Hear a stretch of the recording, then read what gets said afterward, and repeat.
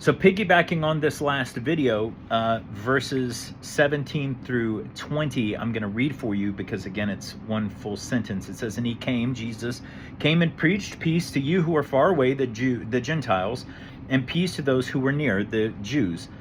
Verse 18, "For through him we both have access," that's access or admission, the right to be in the king's presence, "in one spirit to the Father." Verse 19, "So then you're no longer strangers and foreigners, but you're fellow citizens with the saints and are of God's household." So he's saying that because of Jesus, we have access.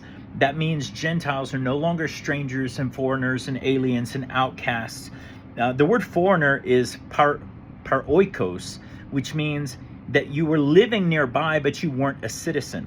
So he says that you were essentially foreigners, like you were close, you lived nearby, but you weren't part of the community. But now, because of Jesus, in verse 19, you're now fellow citizens. Jews and Gentiles, believing Jews and believing Gentiles are now fellow citizens with the saints, with everybody else who has already accepted Christ as their Messiah, and they're part of God's household. The word household is oikoios, or however you pronounce it, Oikeos, and it means an intimate family, that you belong in the house, that you are related by blood. Whose blood? Jesus's blood. Because of Jesus's blood, we belong in the house. We're fellow citizens, we're fellow heirs, we're joint heirs. We belong in the house. We're not outsiders anymore because of our racial identity. And then in verse 20, he says, "Having been built on the foundation of the apostles and prophets, Christ Jesus himself being the cornerstone." And then there's more to it. The cornerstone is important because the cornerstone bears the weight of the building, and it's the part that all the rest of the building is built off of.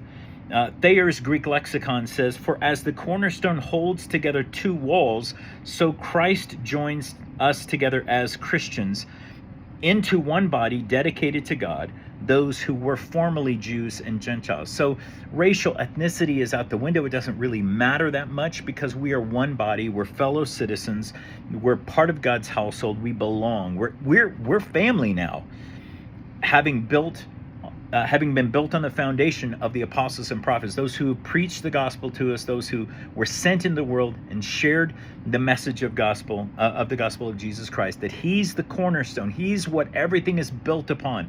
It's not built upon racial identity. It's not built upon whether you're circumcised or uncircumcised. It's built upon Jesus Christ as the cornerstone. And then in verse 21, "In whom the whole building," the whole structure, the whole ecclesia, this fellowship, this community, is being fitted together and is growing into a holy temple in the Lord. And so through Jesus Christ, we are built together. We are part of the structure that is growing as a holy temple to the Lord. So that was Ephesians really 17 through 21. Hope that you got something out of that video. God bless.